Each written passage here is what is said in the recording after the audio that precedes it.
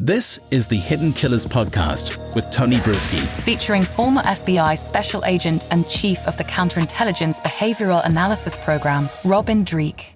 Ruby Franke, Jodi Hildebrandt, before she was arrested alongside Ruby Franke, Jodi Hildebrandt, well, she was counseling folks. That was her job. She was a licensed counselor, quite often counseling Mormon couples. The church, in fact, even recommending her as a counselor up until 2012 when they had to say, we can't do this anymore because you kind of violated a lot of HIPAA rules by telling us some things about one of your people.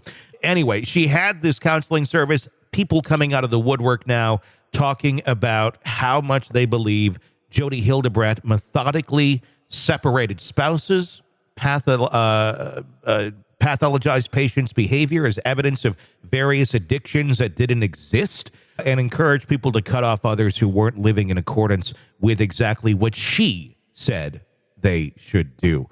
That tells us a lot about, I guess, her work ethic and her view of people or lack thereof, care of other people other than herself and other than what she wants to do in controlling them. Tell me what your thoughts are after reading and hearing about Hildebrandt's counseling reviews. Welcome to another world of someone trying to form a cult. Yeah. Very much Those are classic cult behaviors right there. Controlling information, controlling people, taking advantage and doing harm to others. And I combine that. The other thing I thought of too was when thinking of her was here's a psychological YouTube commando. I mean, I can't believe she got licensed to begin with. And so she took her license and went total crackpot. She's making up stuff that's not in the DSM and she literally has like 2 or 3 labels of different addicts. She has sex addicts, she has porn addicts, and then she just labels men typically with all these addictions and blames everything on those. And she counsels them for those things. And she makes these accountability groups, which is very cult-like. And she isolates people from friends and family, very cult-like. Yeah. And she's profiting from them, very cult-like. So, I mean, it's the other thing that struck me too is, religion has been, and doesn't matter what religion is always been the backbone of many cults that have done harm. And I'll tell you, the Church of Latter-day Saints has taken a hit this year with a bunch of them that hit. I'm not trying to insult that church because I believe these are whack jobs that, took their message or whatever and then just really kind of ran in their own direction with it. And that's why I gave it that swath throughout history. Yeah. It's all religions have these things because that's what the data will tell you. But in this past year, we had the Daybells and this and Corey Richins, you have, there's several, the Jared Bridegan, the dentist, James Craig.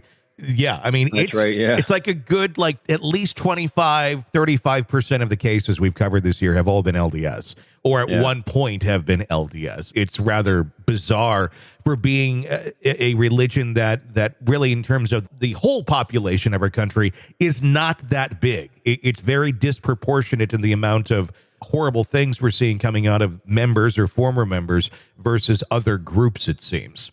And to do, again, I'm not part of the church, and so I don't know, but having a lot of friends part of that church and seeing how cults work, here's the overlap, I think, is why the cult mindset will take advantage of beautiful institutions like that. And because, LDS is full of love, compassion, and caring towards humanity and each other, non-discriminately. I mean, they do a lot of good in the world. Sure. And what happens is, what cults do is to suck you in, is they love bomb you.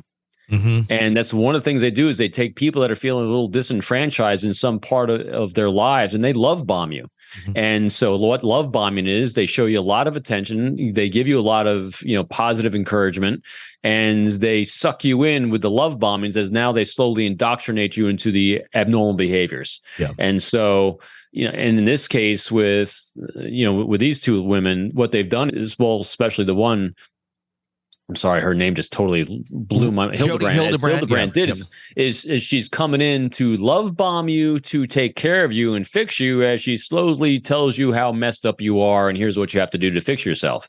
So that's what the behavior is. It's very bizarre. I mean, it's also love bombing, a big behavior of abusers to get people to be with them in a one-on-one type relationship. It makes me wonder a bit about the relationships that Frankie and Jodi had with their spouses and how much love bombing was going on there at the beginning, because it almost seemed like a slow boil in the lobster tank for the husband if he didn't realize those things were going on, which would be indicative of a beginning that was like that. Do people who start cults know they're actually starting a cult? I know obviously some do, but I wonder about someone like Jodi Hildebrandt, where she just has, and I'm saying just, where she has extreme beliefs. She has a very strong sense of this, it has to be this way, the way I said it, and here's how I'm going to execute what I'm doing. We're going to put people in this group and that group, and this is how it's going to work good for me.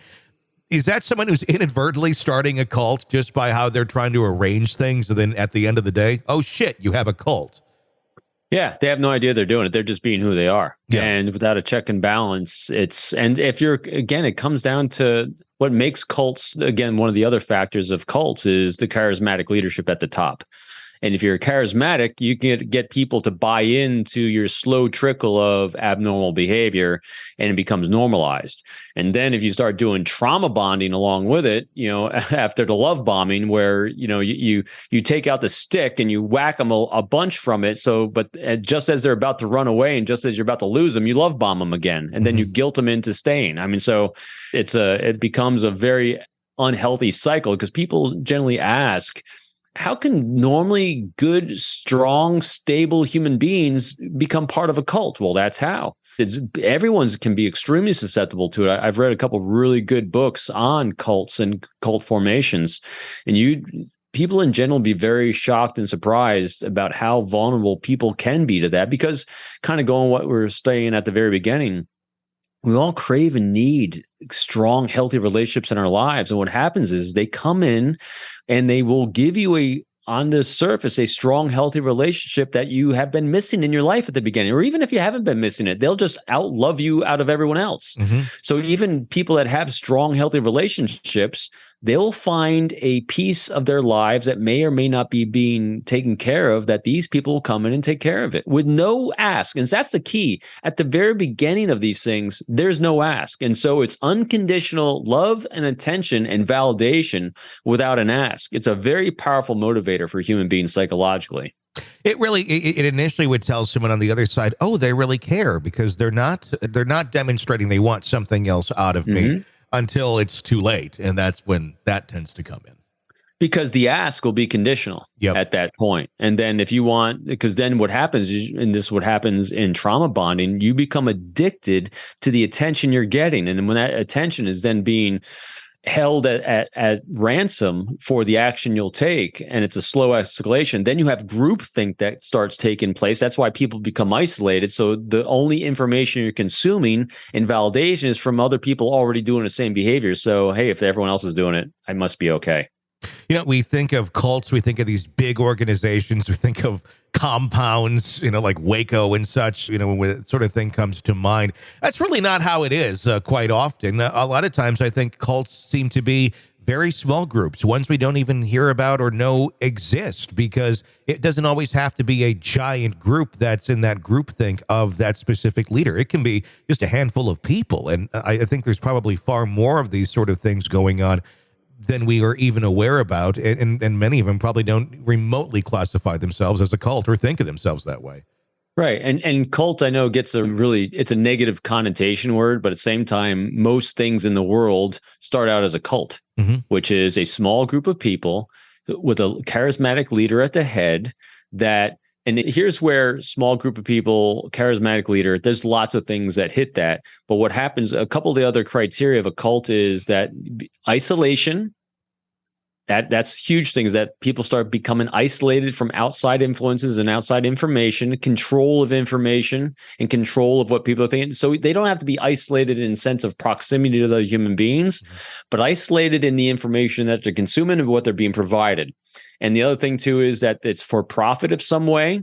Usually there's a sexual component to it from the leader of the organization or the people running it. And then the big thing is doing harm. So the big thing that makes a cult as compared to just a club is the doing harm part. And that's either physical harm, psychological harm, or just shaming people. It's the same, because there's other I won't name religions, but there's other organizations that'll claim things, and they'll do like shunning or psychologically disconnecting people if you're not believing them, or shutting people out. So those things are considered harmful as well. So those are generally the criteria that cults have. You're consuming the Hidden Killers podcast. Want more? Start binging on all of our true crime podcasts right now through Apple Podcasts and get an ad-free experience when you sign up to be a True Crime Today Premium Plus member exclusively on Apple Podcasts. More of the Hidden Killers podcast dropping soon. Press subscribe now.